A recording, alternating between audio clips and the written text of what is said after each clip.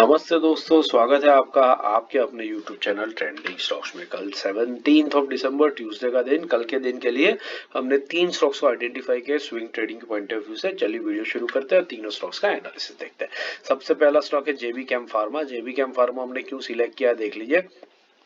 Yellow line जो इसका 20 week exponential moving average है, उसके ऊपर ये स्टॉक कॉन्स्टेंटली सपोर्ट लेकर के राइज करता ही जा रहा है, आप देख सकते हैं।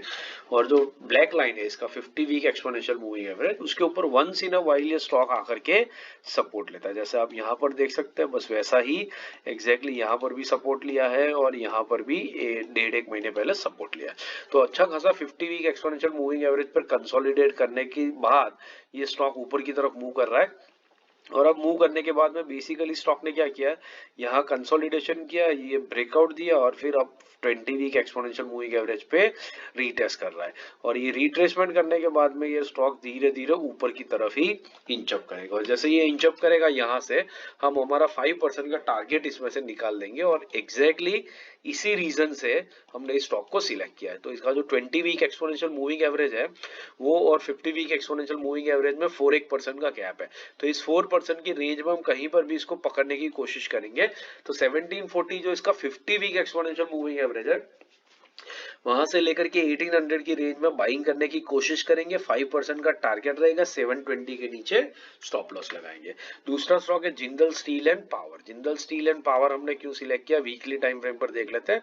तो एग्जैक्टली आप देख सकते हैं जेबी कैम की तरह ही ये स्टॉक है जो अपनी 20 वीक एक्सपोनेंशियल मूविंग एवरेज पे कॉन्स्टेंटली मूव करता रहता है।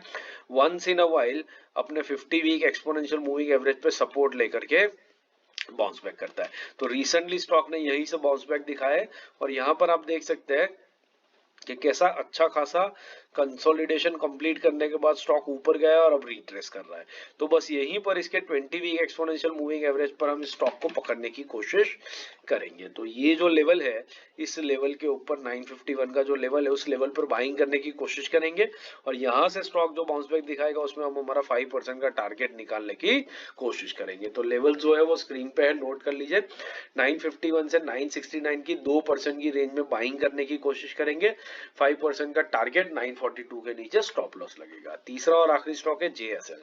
जेएसएल हमने क्यों सिलेक्ट किया है, अगेन आप देख सकते हैं, पहले इस स्टॉक ने यहाँ पर अपने 50 वीक एक्सपोनेंशियल मूविंग एवरेज पे सपोर्ट लिया था, उसके बाद यहाँ पर लिया और यहाँ पर फाइनली ले रहा है।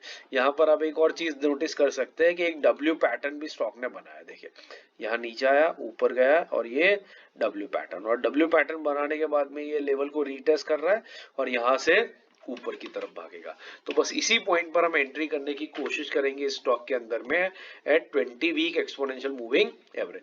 और यहां से जैसे ही स्टॉक सपोर्ट लेगा, एक बढ़िया बाउंस बैक दिखाएगा जिसमें हम 5% का टारगेट निकालने की कोशिश करेंगे। तो लेवल जो है वो नोट कर लीजिए। 727 जो 20 वीक एक्सपोनेंशियल मूविंग एवरेज है, वहां से 741 की रेंज में बाइंग करने की कोशिश करेंगे। 2% की छोटी सी रेंज है, 5% का टारगेट रहेगा, 720 के नीचे स्टॉप लॉस लगाएंगे।